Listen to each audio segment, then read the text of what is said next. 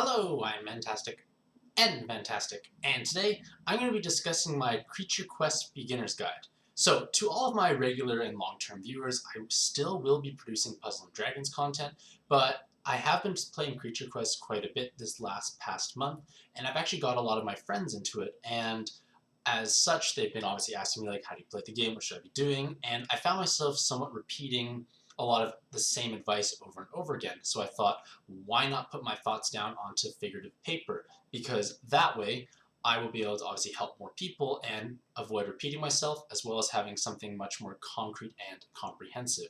So, if you are going to watch this video, I do at least encourage you to try out Creature Quest. It is a very fun and exciting game, and this video and guide will at least walk you through all the different mechanics and aspects that Creature Quest has to offer. So, as of all my videos, I will be posting a link to the corresponding article in the YouTube description down below, so you can feel free to read at your own pace. So, Creature Quest is a relatively new mobile game that basically combines questing, collecting, and weekly PvP and PvE tournaments into one great adventure. So, for myself, like, I've been playing video games for basically my whole life, and at least from the mobile game industry, what I want to have is continuous replay value and motivation to not just log in for the daily bonuses, but to actually play the game because it has to be rewarding. And Creature Quest does utilize a gacha-style collection system in that you basically can gamble the diamonds, which are the game's premium currency, and you can acquire creatures of varying rarities and power. So there's obviously a great RNG aspect, which keeps the game interesting because you're always thinking, I can hope I get this card, or hope I get this creature, but will I get it, yes or no? And it's a matter of like saving up and micromanaging your diamond usage as well as possible. In addition, there are three distinct gameplay modes. There are quests, the PvE tournament, and the PvP tournament, all three which you should be playing to basically optimize and maximize your experience overall. So, like pretty much any other mobile game out there, Creature Quest does utilize a freemium platform in that it is free to play, but you are able to spend real-life money to purchase premium currency and other aspects and items in the game, or something called IAPing. That's the general term for spending money. And one thing about Creature Quest is that it's not necessarily pay to win, because that is obviously a great danger for any game, because you need to have balance and excitement for players of all spending levels. And to a certain extent, everything is farmable. Like, you can acquire legendary, which are the rarest creatures, through the tournaments. You can acquire them through questing. You can acquire them through the PvE and the PvE tournament. Like, two different areas you can acquire. Of course, you can roll them. So obviously players who spend money will have more rolling attempts, but it doesn't necessarily mean they're going to be better overall, because you only can utilize 5 creatures at a time when playing, as well as your dungeon defense needs to have creatures of all sizes. So even if someone has 20 legendaries, you only can use 2 at once for PvP. So it does create a sense of balance, and it makes the game more exciting overall.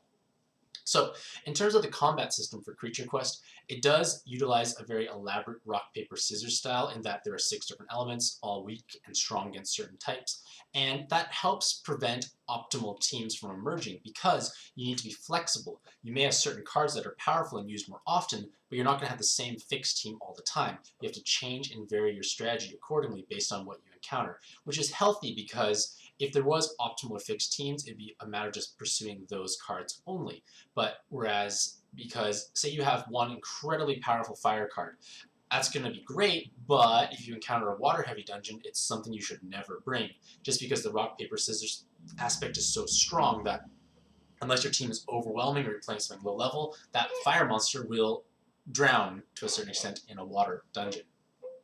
So, in addition to that, like, the gameplay itself is obviously exciting. There is strategy involved, which I will talk about later on, but there are other aspects that keep the game interesting. There are guilds, so there is a sense of in-game community. There's guild chat. You can climb the ladders together. You can, like, compare scores with your friends. Like, it is a nice competitive aspect, which I do enjoy. Furthermore, like I said, you can acquire basically all the rarest cards from playing the game, so you don't have to purely rely on summoning or rolling them. So this is beneficial for the most part. So, First things first, I'm going to discuss the various currencies that are available in Creature Quest because we need to understand how this game works. So, in Creature Quest, we have these things called challenge points. And challenge points regenerate every once per hour, and they are used to basically challenge other players in the PvP tournament. So, in order to attempt an attack on a rival's dungeon, you have to spend one challenge point. If you succeed, you move up the ladder. If you fail, they move up instead. If your dungeon is attacked, you will go down or up based on victory or loss. I'll explain more of that later, but the idea is you need to realize that these challenge points exist and try not to cap out on them. Energy is the most common resource or currency in this game. Basically, energy is what dictates if you're allowed to somewhat play or not. Almost every game that I can think of has some sort of energy or stamina involved, and this basically means you have to spend energy to enter dungeons and play through all the PvE aspects, whereas challenge points are for the PvP. So at least you have two different currencies, and actually when you play PvP, you can gain energy as a reward. Furthermore, when you do rank up in Creature Quest, your energy bar is increased by 1, and it's fully replenished. So if you're close to ranking up, try not to waste energy if possible. Next is gold, and gold is kind of the most generic currency for most games. Basically, it allows you to level up, evolve, and plus or totem your creatures, as well as switching totems around. Basically, you're needing gold for almost every aspect of the game that's not summoning for the most part. So you may feel like you have lots of gold at the beginning, but as you start leveling up more creatures and evolving them, you're going to realize you run out of gold very fast. Thankfully, there's a thing called the weekend dungeon, which you can use to replenish your gold coffers. And now we come to diamonds, and diamonds are the premium currency within Creature Quest. They're basically used to summon new creatures, increase your monster box or creature storage space, to refill your energy, and continue if you die in a dungeon, as well as buying the various other items I will illustrate down further below. But in essence, diamonds are something that you want to try and save up as much as possible and use sparingly outside of summons. However, the game is actually very generous in that every time you complete a quest, there's a strong possibility you acquire a certain amount of diamonds, and sometimes it can be quite lucrative. So basically you can just keep playing the same dungeon over and over again, and you can build up a diamond reservoir over time. I'll explain a bit more about that in the subsequent questing section. So the next is tokens, and tokens are another in-game currency that's not premium like diamonds and not like gold. You acquire them through questing or through various rewards, and the tokens are used to basically gamble with various chest or loot box openings. They come in 3 different rarities in terms of epic, rare, and common, I believe. So basically you spend those tokens, you open chests, you get free loot. It's just a nice thing to have. It's another way to acquire various items in game without actually having to grind through certain dungeons. It's just a nice bonus overall. Furthermore, you can use these tokens to purchase items from merchants when you are playing through quests. Next is player rank and rank experience. So there you see my name, you can see my rank as 162, and then the bar filling up basically dictates my rank experience progression. When that bar fills up, I rank up, energy is refilled, and my rank increases by 1. So again, I'll gain +1 energy as well as the complete refill, and it's just something nice to have. Basically, you can hold more energy, so in theory, the higher rank you are, the more bang for your diamond buck you gain for when you refill your energy if you choose to do so. Next are tickets, and tickets are another form of in-game currency that allows you to summon common or rare creatures. Basically, there's 4 different categories, and those are the 2 lowest. However, you actually do need to have common and rare creatures to populate your PvP dungeon, so you actually want to save up your tickets to try and roll as much as possible to try and round out your dungeon, because you will be having holes in your defense, and ticket summoning is one of the best ways to fill that void. Furthermore, you actually can acquire various special events and quests that ask you to gamble tickets for random prizes. And those random prizes are almost always worthwhile, so you should always have some tickets around to spare for when those random things pop up in your quests. So, now that the currencies are out of the way, I want to explain the 3 different game modes in Creature Quest. So, the 3 different game modes include Challenge Dungeons, which is the PvP ladder, the quests, which is solo PvE, and Battle Tower, which is a ranking PvE tournament. And all of them have their own merits and value, so you should be playing all 3 of them to a certain extent. Like within a week, you'll play all 3 of them, and it's definitely worthwhile because they do award different types of rewards and perks. So the first one is Challenge Dungeons. And Challenge Dungeons are a weekly PvP tournament that resets on obviously a weekly basis. Basically, you're trying to climb a ladder through prestige, and prestige is gained from defeating a rival's dungeon or successfully defending your dungeon from an attack. And you will move up based on the difference in prestige levels between the two of you, and you will go down if you fail a defense. So there can be times where you wake up in the morning and you think, oh, this is a great day, and then you look and see, oh, I just lost 5 battles and I just dropped down in prestige. That is unfortunate, but that's kind of how this game works. So for prestige and tiers, basically prestige is the numerical value assigned to your rank, and that will basically dictate how high you rank on that ladder. Furthermore, this obviously resets on a weekly basis, so if one week you do poorly, you can always have next week to kind of catch up or make up for it. So depending on where you place each week, you will gain different rewards. So even if you're not a hardcore PvPer, you still should at least participate, because the participation rewards are amazing for the most part, and the rewards can include gold, tokens, diamonds, free summons, as well as the chance at rare, epic, or legendary creatures depending on how high you rank and which tier you're placed in. And as of the most recent patch in Creature Quest, they have actually introduced different tier brackets, because there's now bronze, silver, and gold. And while naturally gold has the best rewards, silver and bronze at least help matchmake you against players of an appropriate skill or progression level, because it's not fair if you're a new player and you start out and you face someone who's completely at end game level. Like, it's not even going to be fair. It's not going to be fun for anyone. So these tiers help make things more fair, and you can move up and down these tiers at the end of each week. So there's always the chance to move up or down depending on how well you perform. And for the most part, I do feel that this is actually a great addition to the game, because at least all of your PvP battles are now more exciting and more fair, except for maybe possibly in bronze, because some people will progress extremely fast within a week's time, especially if you follow this guide. But then again, not everyone plays this game as gung-ho as other players do. So, in addition to the prestige rewards for completing a dungeon, you also gain energy as a collateral benefit. So there is incentive to actually play your challenge dungeons on a regular basis, and try not to let it cap out to 5 if at all possible, because that way you can basically acquire extra energy and do the other 2 game modes more frequently.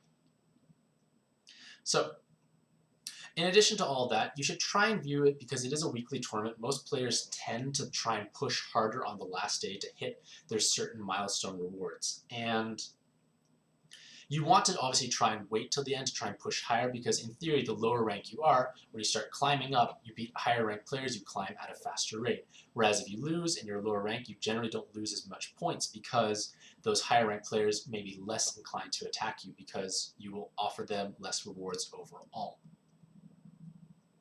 Next is dungeon defense, and basically this is how you defend yourself. And you can choose from a 3 or a 5 wave dungeon, and what you choose should be based on how well of a defense you can field. If you only have maybe like 15 or 16 creatures, you should obviously pick the 3-floor one, because that only features 13 spawns. And the goal is to fully populate each floor with an ideal creature if possible. And the creatures you're allowed to use range in size. And you are restricted to be using the size indicated and something smaller. So if the space is only for large creatures, you can fit large, medium, or small. You cannot use bosses or legendaries in that slot. So that means even if someone has a lot of legendaries, they only can use 1 or 2 depending on the floor layout they choose. And that helps at least balance it out, because a large aspect of the game revolves around playing the questing aspect and acquiring the small to large creatures to help populate your dungeon defense. Furthermore, like I said, the quality of your creatures is more important than the quantity, provided you fill up your dungeon. Like I said, if you have, say, 20 creatures in total, and 5 of them are absolute rubbish, you should still use the 3-floor dungeon instead of the 5-floor one, because the 3-floor one will at least condense the strong creatures you have available, whereas the larger floor one, while you may think it's better, is actually doing you a disservice, because when the enemies attack your dungeon, if you have weak points, they're actually gaining free turns as well as additional mana to charge up their special abilities. So basically, once you have a bigger pool of creatures to draw from, for the most part, you should be populating your dungeons with offensive creatures, outside of healers that can resurrect fallen allies. The reason is because healers don't really present any sort of threat for the most part. They will basically keep healing themselves and allow your opponents to stall and charge up their special abilities. And that is detrimental in all honesty. So try to not use healers if possible, but like I said, if you have a creature that can resurrect an ally, that's good because it means it can resurrect someone that's threatening and cause them to panic and have to realign their attacks or pop additional special abilities when they did not want to. Furthermore, I generally feel that cards with strong single target nukes are desirable, or stuns and disables, because it kind of ruins their combo synergy, which I'll explain more further on. And last but not least, we come to the offensive component. And the offensive component means you're basically attacking other players' dungeons. And when you are attacking other players' dungeons, you can preview what you are going to be fighting. And that preview will at least tell you a little bit about what their dungeon has in store for you, so you can plan your strategy accordingly. And it's always worthwhile to see what they have because, like I said, there's a rock, paper, scissors component, and if your team is getting heavily countered, you may want to either attack someone else or shuffle your team around. Now, we come to quests. And quests are basically the solo PvE, or player versus environment gameplay mode, and that is where the majority of your time will be spent, because it offers all the different rewards possible except for energy. And that includes gold, creatures, rank experience, gems, totems, evolution materials, and excitement. So, when you first enter a quest, the entire map will be shrouded in mist, and you can use 1 energy to reveal a small portion. You keep tapping along the screen to reveal as you go along, and you discover various treasures as well as potential creatures that will block your progress. Now, when you defeat the imposing creature, it obviously allows you to keep progressing throughout. So you'll have to encounter maybe, I think, 4 to maybe 7 or so creatures, depending on the quest you're doing, in order to clear off everything to 100%. And if you do complete a quest to 100%, you will get a bonus reward at the end, so you always should go for 100%, as well as being able to use quick battle coins to instantly clear a creature encounter on that difficulty. I'll explain quick battle coins further down when I go to the items section. So, quests, for the most part, and what makes the game actually very exciting and fun for me, is they offer epic or large creatures as drops that you can farm and acquire. And these epic large creatures basically become on par with legendary cards when they're fully developed and loved. And that is exciting because you can basically farm up an entire team and use those to great success to clear content. So that is one of the shining aspects of Creature Quest for myself, is the ability to farm cards that are immensely powerful. So, when you first start out, you will have to try and challenge the Squire difficulty. And for the most part, I'm going to lump quests into 3 different categories. There will be the Giant Adventure, which is at the top. There's Grand Wish, which is at the bottom all the time, and then all others in between. And for the most part, if we're to assign a numerical difficulty, all other quests on Squire are 1, whereas Giant Adventure is half and Grand Wish is 1.5. Maybe these numbers might be moved around a little bit here and there, but for the most part this will hold relatively true, because I would say Grand Wish Squire is probably on par with Giant Adventure Knight. So when you are trying to move up at least a difficulty bracket, just keep this in mind, because Grand Wish will be Giant Adventure will be the very first one you actually move up on, because it is the easiest one. Of course, because of the rock, paper, scissors component, you will actually have to maybe hold off on certain quests because you may need a team that can better counter it. But for the most part, I feel that this chart will be relatively helpful and handy to at least reference at least once. And now we come to the Battle Tower. And the Battle Tower is actually a new PvE ranking feature that allows you to climb 51 floors for various rewards. So as you climb certain floors, you'll hit different milestones and acquire different rewards. Those rewards can include essences, diamonds, tokens, tickets, diamond summons, as well as prismatic orbs. Like, very valuable items for the most part. So every week you should be climbing this tower because the rewards are quite fantastic. In addition to that, there's a scoring system built in, and this scoring system will at least place you on a ladder against other players, and that's kind of the ranking aspect. And based on how well you do, will dictate the end of week rewards, which are obviously well worth pursuing. Now, for the most part, clearing the next difficulty of a dungeon or the next floor is more important than going back and trying for a higher score of an easier floor, because for the most part, the points ramp up as you clear each floor. Every floor will basically offer you a bit more points because it gets harder and harder, and part of the scoring system is dealing damage. So because it gets harder and harder, you have to actually deal more damage to get points. So climbing the ladder is most feasible by actually beating more floors. So I feel like this is quite exciting because this offers you the most intense PvE dungeons and encounters possible, and they take a lot of planning and skill to a certain extent to overcome. And while you may not necessarily climb as high as you want in the first week, every week try and push a little higher. You get more rewards, and as you improve through questing and the PvE ladder or PvP ladder, you are going to make progression in the battle tower. In addition to all the rewards for like progression as well as ranking, obviously each floor can drop certain creatures, so if you are hunting for a particular creature, this may be one of the best places to actually find them. Alright, so now I'm going to talk about the creatures itself, because we've discussed the currencies, we discussed the two gameplay modes. So, for creature quest, size matters. Basically, creatures come in 4 different sizes: small, medium, large, and boss. Conversely, you can obviously view them as common, rare, epic, or legendary. And for the most part, this indicates their relative overall power and potency for the card. In addition, each rarity indicates how many stars they can acquire, and each star means they're able to acquire 15 levels. So, for instance, an epic creature will have 5 stars, and that means they can hit level 75. However, through Awakenings, what I'll explain soon, means you can actually push the level cap further up. So it allows like epic creatures to achieve level 90, which means they become on par with legendary bosses or legendary boss-sized creatures because they have the same level as well as additional perks and benefits. Furthermore, the number of combo dots, which I'm going to explain in a moment, is dictated by size. Basically, common creatures can have 0 to 4, whereas medium can have 1 to 4, 2 to 4 for large, and 3 to 4 for legendary bosses. So, when you are starting out, you basically should simply populate your team with the largest creatures possible, and then prioritize combo dots if there is a tie. I might have to sneeze soon, so just bear with me.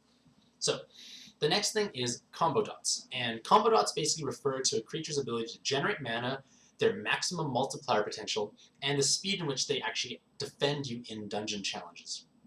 So for the most part, higher combo dot is pretty much going to mean they are stronger. If you compare a creature with 2 versus 3 and it's the same one, the 3 combo dot is superior. However, when you are building your team, you should not sacrifice ideal utility for a higher combo dot creature if they don't bring synergy or needed value. I'm going to possibly sneeze. Blow my nose more so.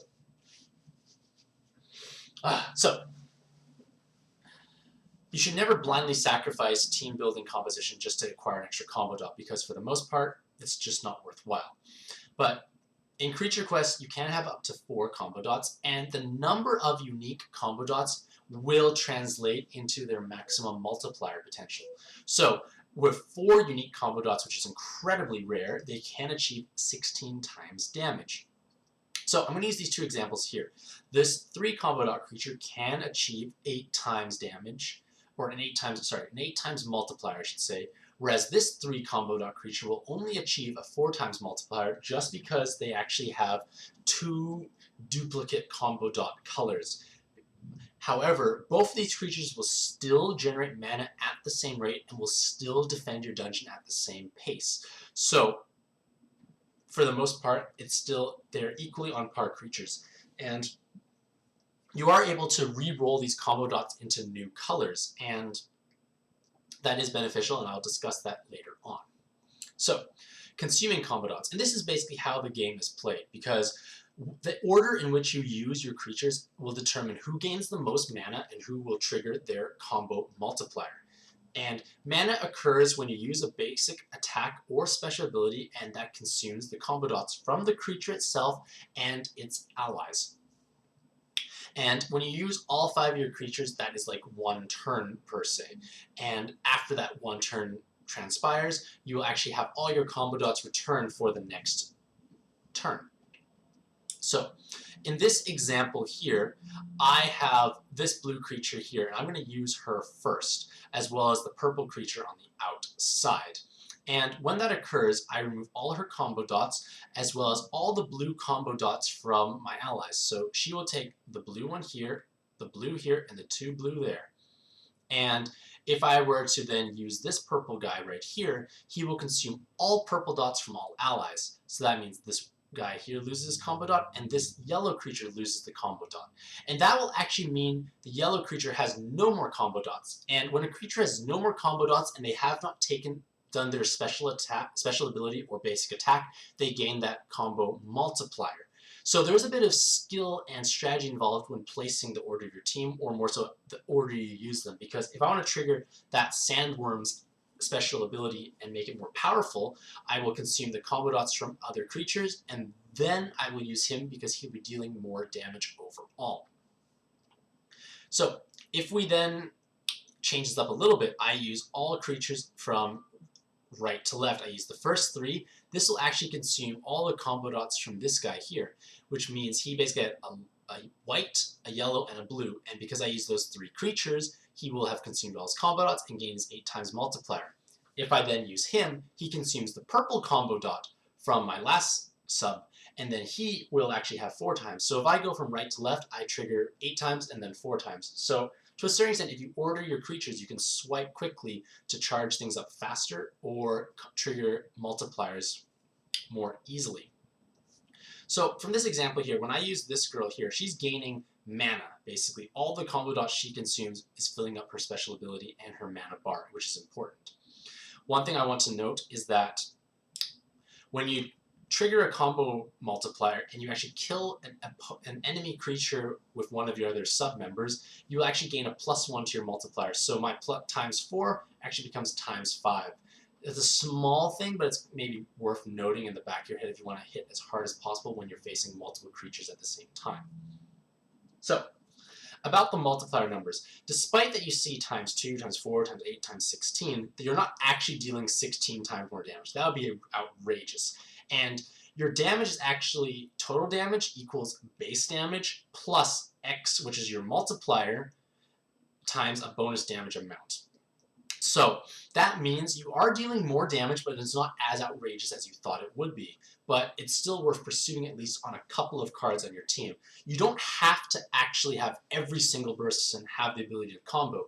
It's better to have a couple cards be able to combo, and that way those cards can deal large damage and the other cards can charge up their special abilities faster. So it becomes a matter of juggling your team and trying to find the composition that works best for you.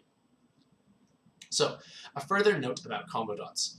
Basically, I have 15 combo dots on my team, 3 per creature, and when each combo dot consumed equals to 10 mana. So that means I can gain a maximum of 150 mana from my team.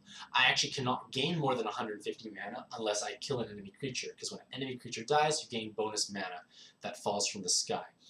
So basically the order in which I use my cards is strategic because I have to think I have 150 mana every turn cycle, and I have to think who wants to get the mana first. So if I want to charge up someone's special ability faster, I click them first. So that's why ordering your team can be important if you want to swipe more mindlessly. So now I want to talk about the basic attacks in Creature Quest.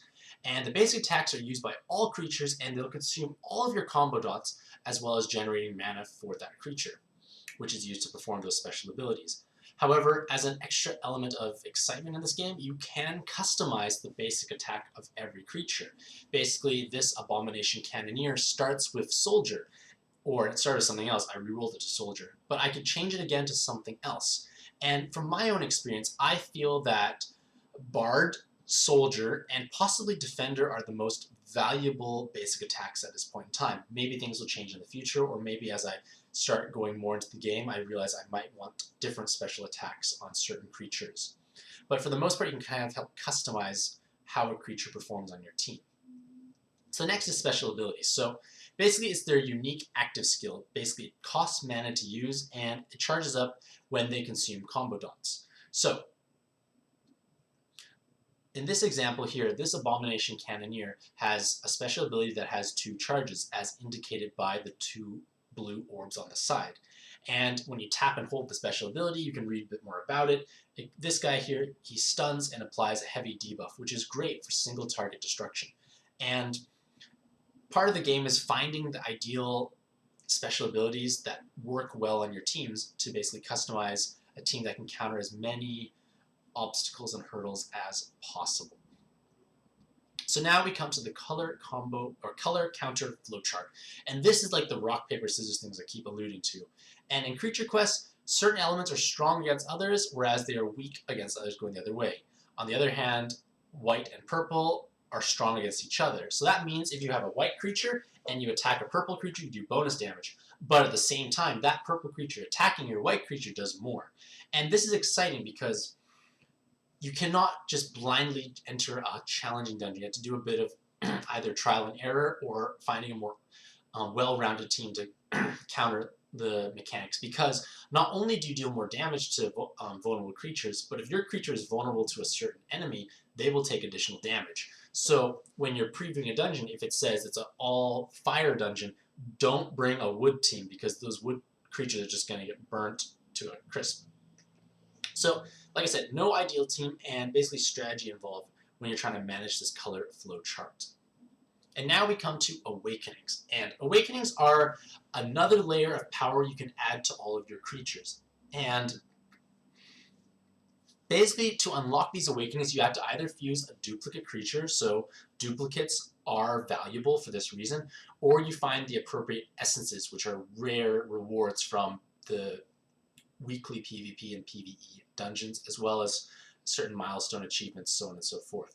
But these Awakenings improve their maximum level cap, they augment their stats, as well as improving their special abilities. And that is huge, because their special abilities are what kind of make the monsters or creatures special. And by improving it, you are dramatically enhancing your potential to succeed in the game. And every time you awaken a creature with their red star awakenings, they actually light up the stars in their preview. So this Vampire Overlord, for instance, will actually gain 1 red star here because they have the first awakening unlocked. As they unlock more and more, they'll eventually gain more of those red stars until they fill up. So that means boss legendary creatures can have 5 red or 6 red star awakenings, so they do gain the most power when fully awoken. But those are very challenging to awaken, and epic or large creatures can be fully awoken through the various dungeon challenges or quests available, so they become on par with legendaries overall. And now we come to the creature stats. And basically, all creatures have 6 different stats that help make them, again, more unique and interesting. So the first is HP, which is health. Basically, the amount of hit points they have. You lose all your hit points, you die. Relatively straightforward. And each creature has their own hit point pool to draw from. PWR is power and improves the strength of your basic attacks as well as the special ability capabilities. So power is an offensive component. Attack refers to penetration strength.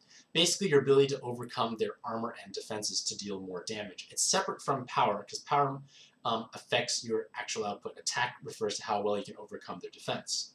Whereas defense is obviously the defensive capabilities of a creature. So something with very high defense will be taking very little damage unless you have exceptionally high attack to help pierce through.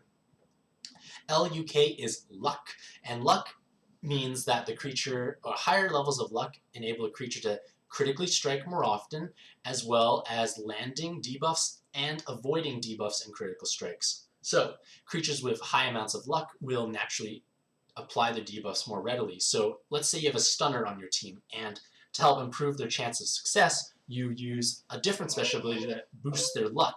And then when their luck is higher, they're more likely to land that stun, and then you will be happy. And then finally we come to MP, which is your mana points, and basically that's how much mana you require to actually use your special ability. So everything but mana, so the first 5, can be modified through totems, which are pluses, and as well as leveling up each creature. Now we come to in-game items. So there's a lot to cover in this video. I'm well aware of it, but I want to be thorough because this is a very diverse and deep game to understand. So the first in-game item is gems, and gems are probably the most common in-game item, and basically gems are used to level up your creatures. They come in 6 different colors for the 6 different elements, and you only can feed on-color gems to your creatures. So all blue creatures must use blue gems. And the gems award different amounts of creature experience, and the bigger ones obviously award more, but they're rarer. But all gems will require various amounts of gold to fuse, and this is where things get quite expensive, because when you're trying to level up a creature, it's quite easy to start because they don't have a high level cap, but as you start trying to level creatures up to level 75, 90, things get very expensive. So you should always have gems as well as gold on hand to utilize more easily. Finally, when you do fuse these gems to your creatures, there is a chance, I don't know what the odds are, but there is a chance you can acquire a 1.5 or 2 times multiplier to the experience gained. So when you are fusing your gems, fuse them not to max level, but fuse them in incremental batches, because you may get lucky with the great or perfect 2 times multiplier.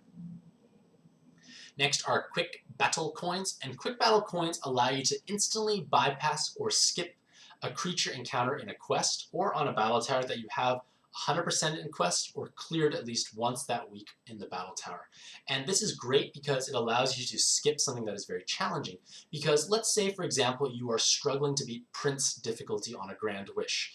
And if you somehow manage to squeak in a win and 100% it, you can then go back to the Prince Grand Wish difficulty of that particular color and quick battle your way to victory and completely bypass the boss. So for myself, what I usually do is I use quick battle to skip or bypass the very challenging encounters, because there are times where you may or may not want to use diamonds to resurrect your team after a defeat, because that will allow you to actually farm that difficulty all the time with quick battle coins.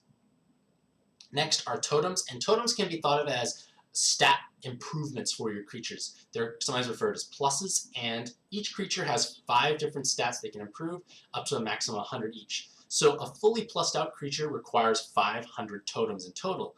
And again, these cost a large amount of gold to fuse, so again, have gold on hand. Evolution materials are relatively straightforward. They're used to evolve your creatures. Again, it costs gold. And evolution materials drop from different difficulties, so play the difficulty that will hopefully award your evolution material of choice. Next are tomes, and tomes are used to both evolve and as well as change the basic attack of your creature. So this is obviously helpful to have around, but I do sometimes find that you may run out of tomes towards endgame, because you oftentimes will never replay the lower difficulty ever again. So whenever you encounter merchants that are selling tomes, always buy them with your tokens. And lastly, we come to Prismatic Orbs, and Prismatic Orbs are a very rare and valuable item that you should not be wasting early on, because it allows you to re-roll the combo dot colors of your creature. And that is important when you find yourself with a more optimal team that you wish to try and utilize, because that way you are able to create more combo synergy between your ideal cards. But when you first start out and you acquire Prismatic Orb, do not use it, because you are going to be acquiring new creatures and you have no idea what your synergy will look like later on. So I'm going to open up a window. It's actually getting really hot in here. But what to spend diamonds on? So, because Creature Quest has so many different items and so many different things you can play through, there are going to be some decisions you have to make of what you want to spend your diamonds on. Because you may actually find yourself with quite a large amount if you play the game quite religiously in all 3 game modes. So first things first, you should be focusing on trying to do the 10 diamond summons. Basically, a diamond summon is the premium summoning machine, in that basically you gamble your diamonds for the chance of at least a rare, epic, or legendary creature. And all of them will come out at least level 10, as well as having 3 stars, so rare creatures come evolved at least once. Now, in addition to that, when you summon 10 times all at once, you actually have a discount. Instead of paying 900 diamonds, you pay 800. So that is a large savings, as well as guaranteeing yourself at least 1 epic or legendary creature. So that is important because you're gaining more value as well as better rates. So you will start the game out with a single diamond summon which you have to use, and then afterwards I encourage you not to try and gamble too many single diamond summon rolls because you're gaining less value and paying more for it. In an ideal world, you want to use the Refer a Friend, which I'll discuss more later, as well as basically just playing the game and getting login bonuses at least to start. So just be patient for the most part. And for the most part, you should also try and wait till there's summoning events because those tend to be a bit more lucrative.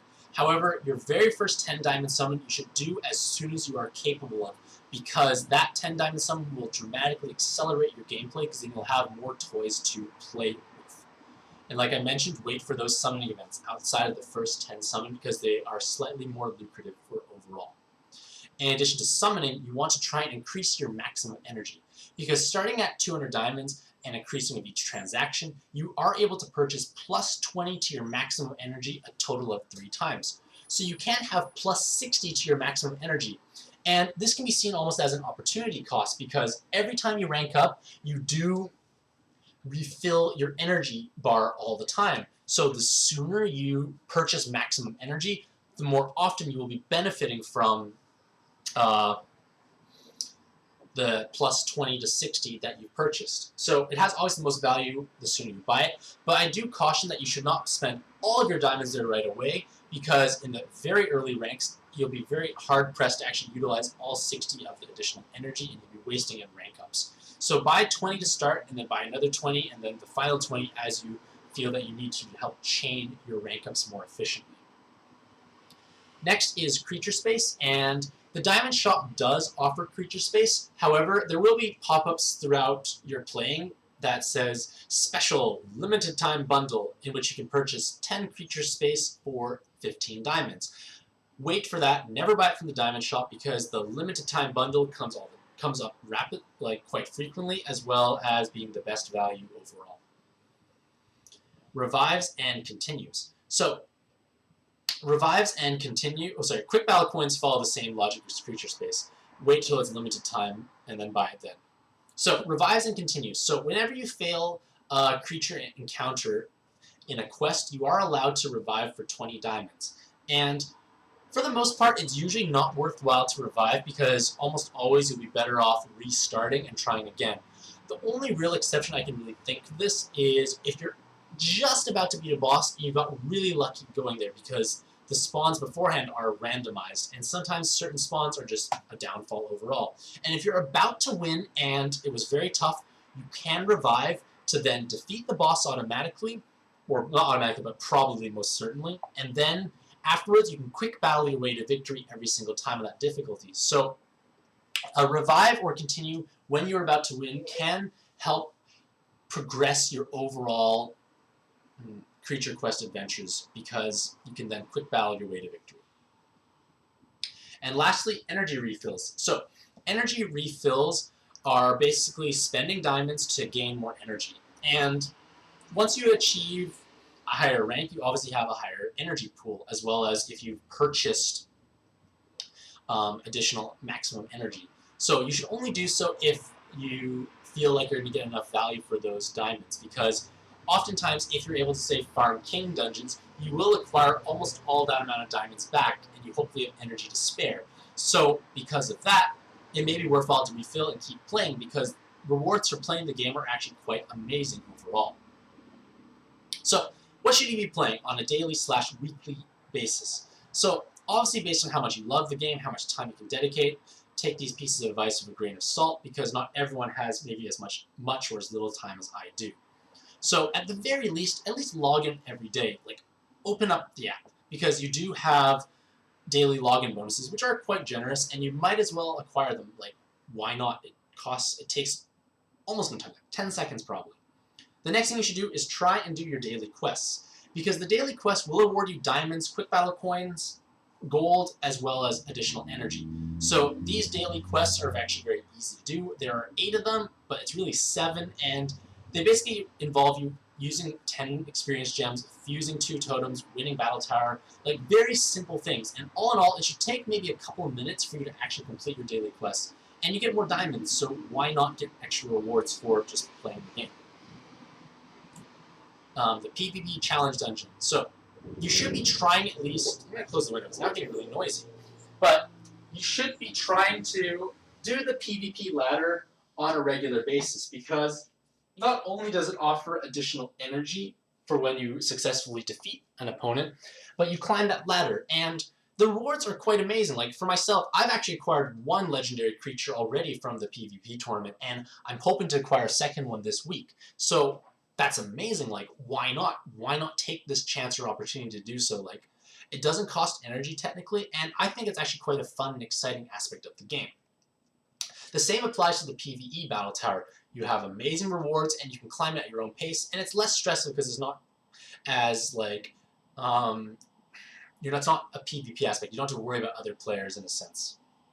And then lastly are the event quests. So every week they do either cycle or rotate various event quests. That basically means you are able to acquire certain rare creatures and an epic creature as drops. And this is worthwhile because you are able to acquire epic creatures, and those epic creatures you can acquire duplicates of to awaken, and then basically you have a creature that has the same characteristics as a legendary creature. So this is something you get from playing the game. That's amazing. You don't have to purely rely on summoning to round out your team and roster. So overall, if you are able to play the game to a reasonable amount all the time, you will be able to possibly even acquire about 800 diamonds or so every week from all the different rewards from all the different play areas. So you can summon on a regular basis, provided you have modest amounts of dedication. Next are guilds, and guilds basically add a sense of in-game community because you basically can join a group of other like-minded players to try and climb the PvE and PvP ladder rankings. And guilds not only offer additional rewards and perks at the end of the week based on how well the guild scored overall, but you also can gain up to 10 diamonds every day for just logging in if everyone else logs in. So that's amazing. You have basically 22 diamonds from login bonus and daily quests, as well as the other login bonuses you get for each day you've played. So why not? It costs you nothing. Just join a guild that you're able to get into, and then move up guilds as you increase your prestige and rankings. And now I want to talk about IAPing and the VIP system. So IAP refers to in-app purchases, and this is a process of spending real-life money on the game in exchange for perks and benefits. So not only do you obviously support the developers, which is obviously a good thing to do, but you obviously acquire perks and benefits for yourself. So basically, like I said before, every mobile game I feel utilizes this freemium style platform in that you can play the game completely for free, but have the opportunity or option to accelerate your progression. And Creature Quest, I feel, has probably the most generous IAP structure of any mobile game I've tried thus far, because not only do you gain a lot of benefit for each dollar spent, figuratively speaking, but you also gain this VIP aspect as well. And there's also not so much a giant pay-to-win aspect, because like I said, for the PvP dungeon, you still need to have small, medium, and large creatures. So again, if someone has 20 legendaries, they can only use 2 for defense. So it's going to help, but it's not game-breaking like I've seen other games where it was purely pay-to-win. So while having more diamonds does at least raise the chances of acquiring good cards, it's still luck and random. I have a friend, she has acquired like 4 legendaries, and she only started like a couple days ago, and she's only summoned a few times. She's just incredibly lucky. So again, it can vary from person to person. So to IAP or to not IAP basically comes down to personal preference and how much you can actually allocate to spending on entertainment. And for those who know me from Puzzle & Dragons, because that's what most of my website content is focused on, I don't really IAP very much, but I did actually kind of break that rule for Creature Quest to at least buy the starter bundle, because it was only $7, at least in Canadian currency, and it basically gave me 14 rolls, basically enough diamonds plus extra summoned idols. So that is pretty amazing for the most part, because like you get a great kickstart in the game, your excitement and enjoyment factor go up tremendously, and it does at least help the developers out, because everything is a business overall. So the only thing I regret about the starter bundle was not purchasing it sooner, because it would have helped me, because I waited till about a week's time when I realized I actually liked the game after only a couple days. So I want to talk about their VIP structure because it is something important to know because it is a part of the game if you choose to IAP. So not only do you gain the perks and benefits when you do the various transactions, but you also acquire VIP points. And VIP points basically is a very important person, which all of you are, of course, but in Creature Quest, the VIP system basically allows you to climb VIP tiers, and each tier you climb will unlock certain passive benefits all the time, as well as one-time benefits as soon as you hit that milestone. So, from my limited experience, because I have not IAP'd very much, I'm using other players to help me fill in the table gaps. These are about the total points you need for each VIP tier, as well as the points for the next tier. If any of this information is incorrect, please let me know and I'll make changes accordingly, because my friend hasn't actually reached that high yet.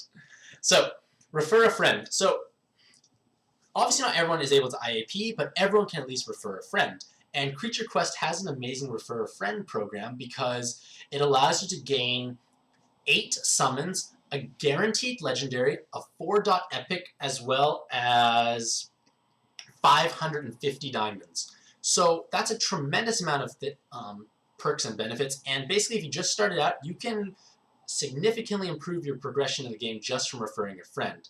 And basically the way it works is you go into social, recruit, you can see your code, share your code with your friends, and then you can enter a code. So these are a couple of codes here. Hopefully they still have space, but basically if you were to enter one of those codes, you immediately get 50 diamonds as well as a 3-dot random rare creature. So again, you just bolstered your own capabilities by just simply entering one of those codes. I might include a few more codes in the YouTube description down below if that helps people out.